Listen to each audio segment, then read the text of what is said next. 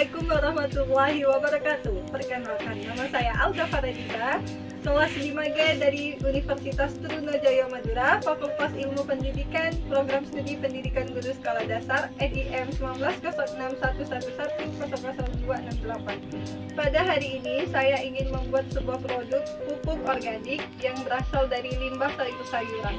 Tugas ini dibuat untuk memenuhi mata kuliah ujian tengah semester Pendidikan Lingkungan Hidup. Nah, sebelumnya saya ingin memperkenalkan dulu apa saja alat dan bahan yang akan digunakan. Yang pertama yaitu ada sebuah wadah. Di sini saya menggunakan termos dan juga kain. Ada juga satu pisau dan juga papan racik sayur. Nah, selanjutnya saya menggunakan sayur-sayuran. Yang pertama ada kangkung dan juga ada sayur sawi. Ada juga sayur bayam, dan juga sayur wortel. Nah, selain menggunakan sayur-sayuran, di sini juga saya menggunakan gula merah sebanyak 1 kg, menggunakan 2 buah Yakult, dan 4 butir telur. Nah, sekian bahan-bahan dan alat yang digunakan untuk pembuatan pupuk organik pada. Berikut proses cara membuat sebuah pupuk organik dari sayur-sayuran. Cara yang pertama yaitu kita memotong halus sayur-sayuran yang sudah kita kumpulkan tadi. Kita potong kecil-kecil hingga halus, nanti kita satukan. Nah, sayur yang pertama yang ingin saya potong yaitu kangkung. Kita racik kecil-kecil terlebih dahulu. Setelah kita racik kecil-kecil, kita sisihkan.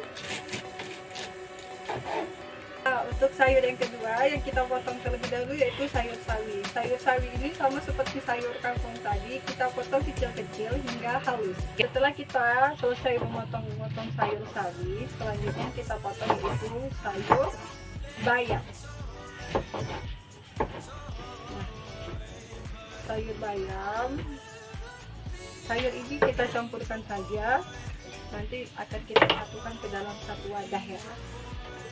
Selanjutnya yaitu sayur bayam, sama seperti sayur sawi dan sayur kangkung. Sayur bayam ini juga dipotong kecil-kecil hingga halus.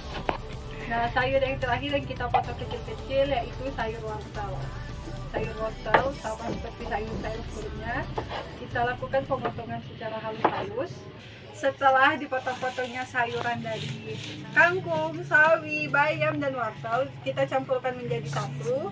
Nah, selanjutnya itu kita potong halus-halus gula merah. 1 kg gula merah yang udah kita sediakan, kita potong-potong halus seperti ini. Selanjutnya kita ambilkan sebuah wadah. Wadah ini kita gunakan untuk memasukkan sayur-mayur dan juga gula merah. Tahap selanjutnya yang digunakan, pertama kita masukkan sayur mayur ke dalam sebuah wadah. Di sini saya gunakan termos. Kita masukkan sebagian.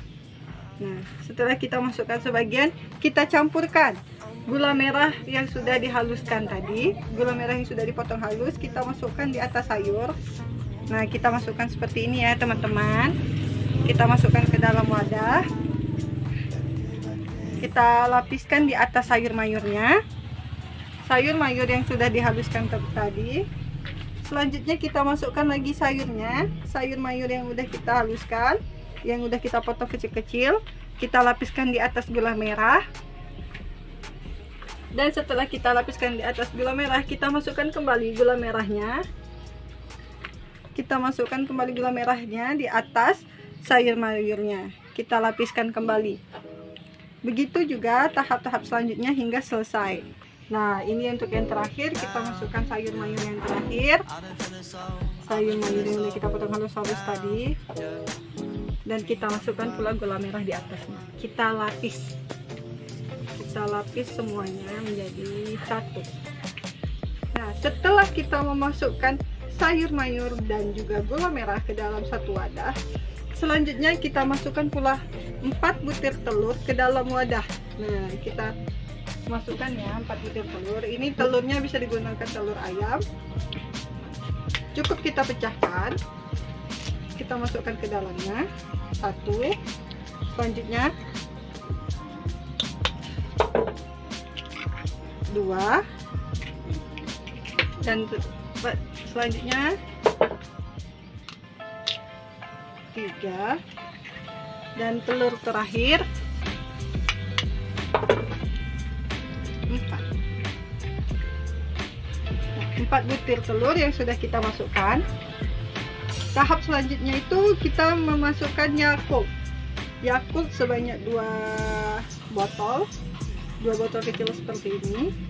Kita masukkan Yakult ke dalam wadah. Nah, fungsi Yakult sendiri ini yaitu sebagai bakteri pengurai. Yakult ini berfungsi sebagai bakteri pengurai di dalam pembuatan pupuk organik. Udah 1 ya. Selanjutnya kita masukkan kembali 1. Nah, seperti ini teman-teman. Cukup kita diamkan seperti ini saja, tidak perlu kita aduk-aduk. Yang selanjutnya kita lakukan yaitu ditutup dengan sebuah kain.